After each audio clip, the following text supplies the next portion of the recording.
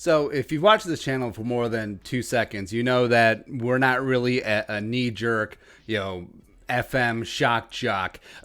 Should the Vikings fire Mike Zimmer next on the 651 Carpets hotline? Nah, ain't like that. The whole fire everyone, just yell, fake outrage, fout rage, all that stuff. We ain't that kind of guy, right? And Zimmer's employment with the team of record is always a topic amongst Vikings fans.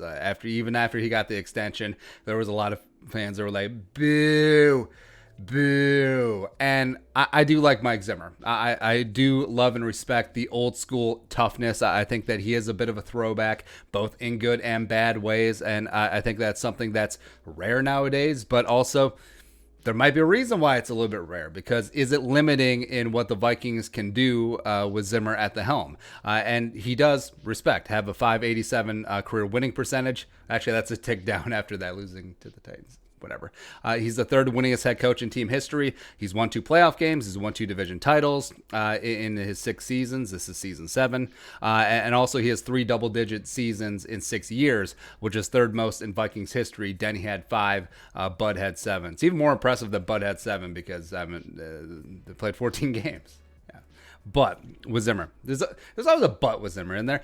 You wonder if he is too conservative for his own good. And today's modern NFL, can the style of good defense, get off the field on third down, ball control, actually have time of possession, unlike the first 2 games, and then win every single game 6-3, is that going to work in the era of Lamar Jackson and Patrick Mahomes and Russell Wilson and just going up and down the field and trying to win these massive shootouts, as is evident as scoring is absolutely through the roof in this weird 2020 coronavirus season? Like, is that going to hold up? You do wonder. And also, when he instructs his offensive head coach, because again, he is the defense coordinator with a challenge flag. He has nothing to do with the offense, right? Because he always wanted an offensive head coach to be like, hey, you take care of this, I'll take care of this. Cool. He wanted that with Norv. He wanted that with Shermer. He wanted that with JDF. And now he's got that with Kubiak for now, right? But also, he instructs his head coach of the offense to, hey, we got the lead. Let's start salting this thing away. Let's get super conservative. And then also his precious defense gets a little bit too conservative when they have leads. Case in point, what happened in Tennessee, just blowing that halftime lead and just an abysmal second half of football on all sides, right? Minus the Justin Jefferson bomb as well as the Kyle Rudolph catch, right? But Mike Zimmer, he is a good head coach, and it is extremely tough to be good in this league. Look at the Jets, look at the Lions, look at the Giants, right? Fully understand that. But will Mike Zimmer ever be great?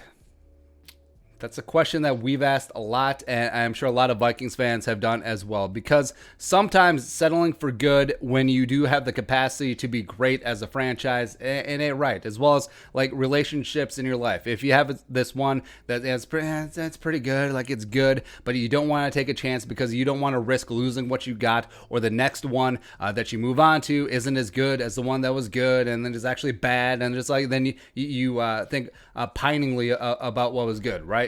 So he has. The question is, has he plateaued with this team? Even though this team is going a massive makeover roster-wise, has he plateaued? Like, do you see the Vikings contending for a Super Bowl within the next 3 years, which is the extension of Zimmer's contract? Do you see it, right? And sometimes, even all-time great coaches, the message gets stale. I mean, look at Andy Reid in Philly. He took them to 4 straight NFC title games and a Super Bowl, and they still canned his ass. Because at a certain point, whether it's just like a mental block with the coach or with the players or with the city or with the personnel, it just doesn't get that extra 1 degree to go from not boiling to boiling. And obviously it's worked out in Kansas City for Andy Reid. Respect. Because even great coaches' messages can get stale and change is needed. And it was needed in Philly. And, well, no respect, but Doug Peterson came in and did what Andy Reid could not. So sometimes change is good. And also, I've never liked how Zimmer just always deflects blame. It's always someone else. And now you could say that's old school, just like, calling people on their ish and holding accountable. But no, like, even if it's just optics, like even in every single practice room and meeting room, I absolutely want you to chew asses. But post-game press conference, oh, well, this is on me. Take a little bit of ownership, just a little, just a smidge. Also, He's gotten better at this, but it still has never sat well with me how he just throws injured players under the bus. The whole can't make the club in the tub, the best ability is availability. It may be true, but it's just not great optics. Like, I still, what he did to Sharif Floyd, I will still just like,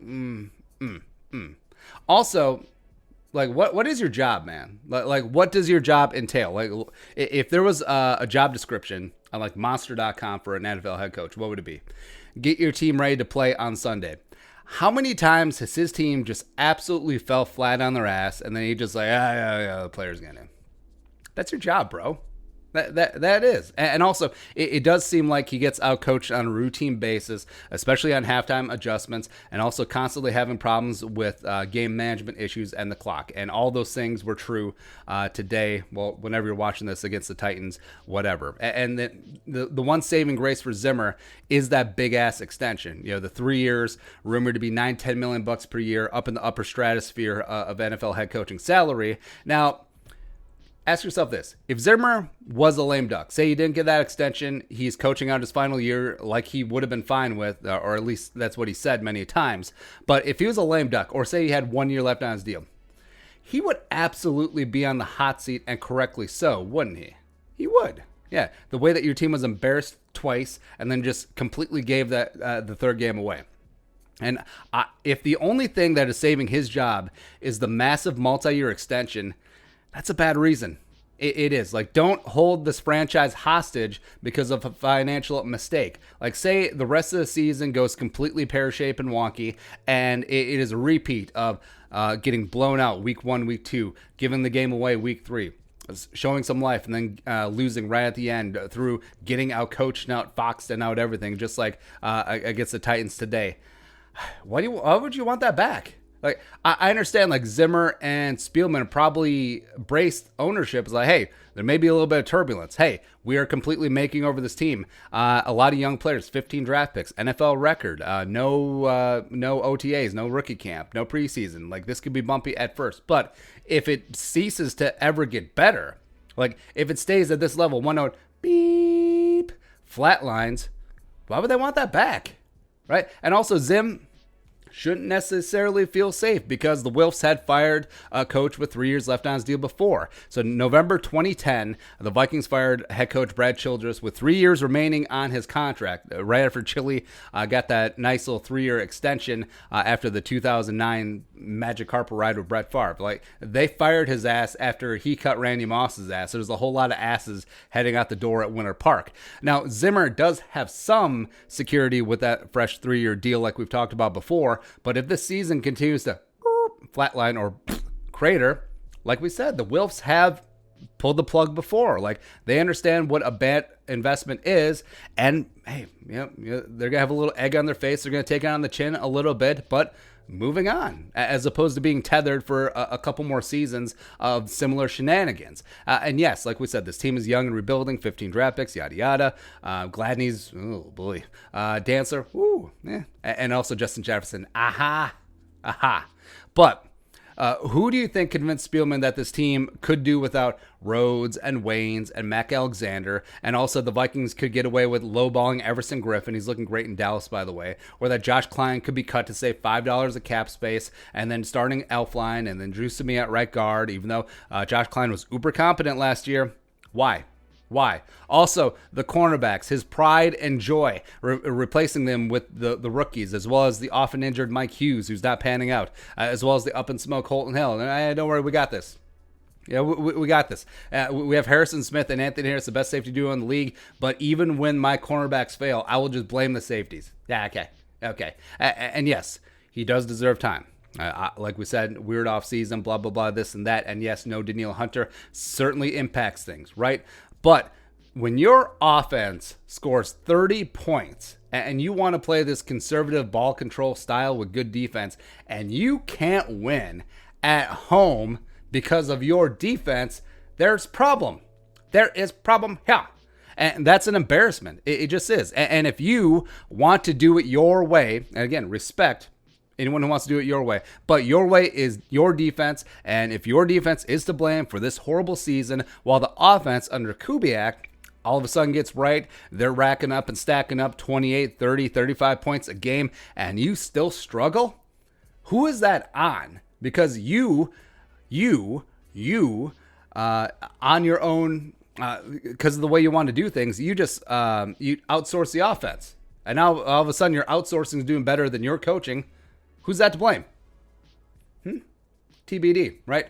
But I think it is far-fetched that the Vikings will wash out Zim. Like we said last week, that between buying out Zimmer and the assistants and then hiring a brand new staff, that'd probably be around $50 million. That's a pretty sizable chunk of change. Childress was a little bit different. I mean, he was basically half the salary of Zim, even if you factor in inflation, as well as, remember, Leslie was the interim head coach who got the full-time job, and they kept a lot of the existing staff, so they didn't have to pay for a new staff or pay for buyouts of the old staff, as well as Leslie was one of the lowest paid head coaches in the NFL. So it wasn't as financially dire as what a full Zimmer buyout and then, I don't know, going after Lincoln Riley or Eric Bieniemy would be with brand new staffs. But now if the Wilfs do fire Zimmer, the question will happen. Question will be, what will happen to Spielman? Like, he came in 2006 after Brad Childress was hired, right? So he didn't hire Childress, but Leslie was his call. Zimmer was his call. Now, not many GMs get a shot at a third head coach, even with a new extension. So we'll see how the rest of the season goes, because if it's an absolute clown show embarrassment, like parts of the first 2 weeks and then parts of week 3 have been, it may be time to just rip the Band-Aid off, as opposed to, like, we know the Band-Aid's kind of scummy and like there's some dry blood on it, but hey, we just clean this up just a little bit. New Band-Aid.